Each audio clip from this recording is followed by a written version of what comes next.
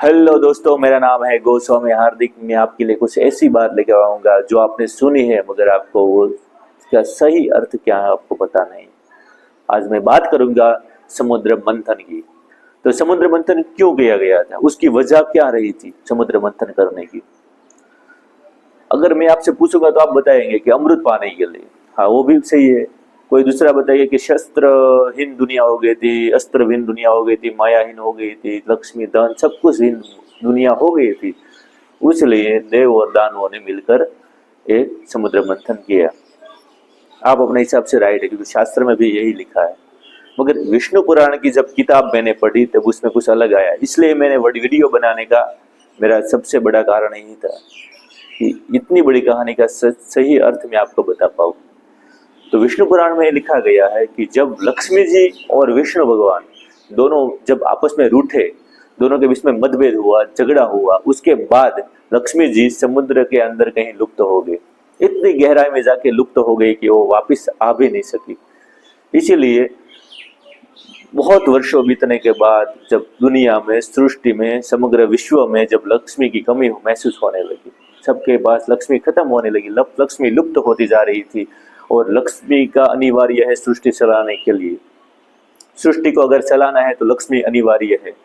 उसी को ध्यान में रखते हुए विष्णु भगवान ने बहुत कोशिश की समुद्र में से लक्ष्मी जी को निकाल पाए, मगर वो निकाल पाए नहीं। और दूसरी बात, देवों ने भी साथ में मिलकर ट्राई किया, प्रयत्न किया कि हम समुद्र में से लक्ष्मी जी को निकाल पाए और सृष्टि को फिर से लक्ष्मी को दे, पर वो भी नहीं हुआ। देवों की भी ताकत नहीं थी कि लक्ष्मी जी को निकाल पाए।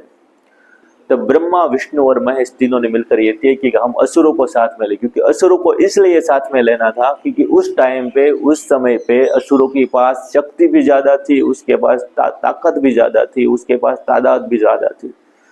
वो बहुत शक्तिशाली माना जाते थे उस टाइम पर। और उसकी संख्या भी बहुत ज्यादा थी असुरों की। क्योंकि हन्ना क्यों ना हम उसको साथ में ले तो किस तरह से ले। अगर वो उसे कहेंगे कि चलो इसमें हमारी मदद करो तो वो नहीं करेंगे, तो उसको हम लालचा देंगे। इसमें से, समुद्र में से जो भी रत्न निकलेंगे, जो भी संपत्ति, धन, माया कुछ भी निकलेगा, चाहे अमृत भी क्यों ना निकले, उसमें से हम आधा आधा बांटेंगे। उस तरह के उसको लालचा दी।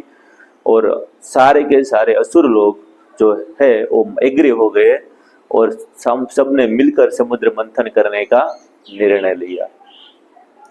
फिर समुद्र मंथन करे तो किस तरह से करे। समुद्र मंथन करने के लिए हमें सबसे बड़े पत्थर या सबसे बड़े पर्वत की जरूरत पड़ेगी। तो उस टाइम पे विष्णु भगवान ने मंदार पर्वत को समुद्र के बीच में लाकर खड़ा कर दिया। अब दूसरी बात है, अगर मंथन करना है तो हम उसके लिए रस्सी इतनी बड़ी कहाँ से लाए, क्योंकि उस टाइम पे पूरे विश्व में, पूरे ब्रह्मांड में ऐसी कोई रस्सी नहीं थी जो पूरे पर्वत को बांध सके, इतनी शक्तिशाली।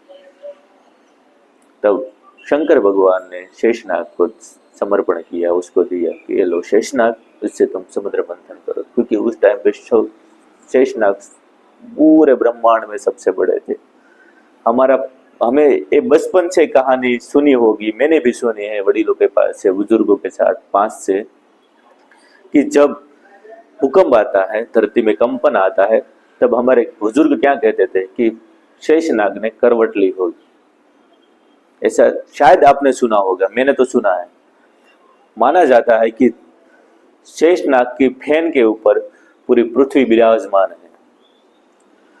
इसी वजह से शेषनाग को उसको मंथन के लिए दिया। और इतना भयानक जबरदस्त मंथन हुआ कि मत पूछो बात यार। पूरा समुद्र उलस पुलस कर रख दिया और उसमें से बहुत सारे रत्न बाहर निकलने लगे। शक्तियां, शस्त्र, माया, मोह सब कुछ निकला। अंत में विष भी निकला। और विष निकला तो सब लोग त्राही त्राही करके भागे, असुर हो या देव हो, सब लोग भागे। फिर तो हमारे देवादिदेव महादेव, हम इसलिए देव को महादेव कहते हैं, देवादिदेव को महादेव हम इसलिए कहते हैं। तब सूर्य सृष्टि का पालन करने के लिए उसने स्वयं वो विष की धारा में जाकर विष की धारा पी ली और हमने कंठ में जमा ली, इसलिए हम उसको नीलकंठ महादेव कहते हैं। और अंत में लक्ष्मी जी निकले और लक्ष्मी जी ने निकलने के बाद अब सारी सृष्टि में फिर से लक्ष्मी की जो कमी थी वो पूर्ण हो गई। और इसी तरह से समुद्र मंथन हुआ। मेरी मैंने विष्णु पुराण में एक कहानी सुनी है, इसलिए मैंने आपको बताया। अगर कहानी अच्छी तो अगर आप सच्चे महादेव भक्त है तो प्लीज वीडियो को सब्सक्राइब कीजिए और इसी तरह मैं आपके लिए नई नई वीडियो लेके आता रहूंगा। हर हर महादेव, ओम नमः शिवाय।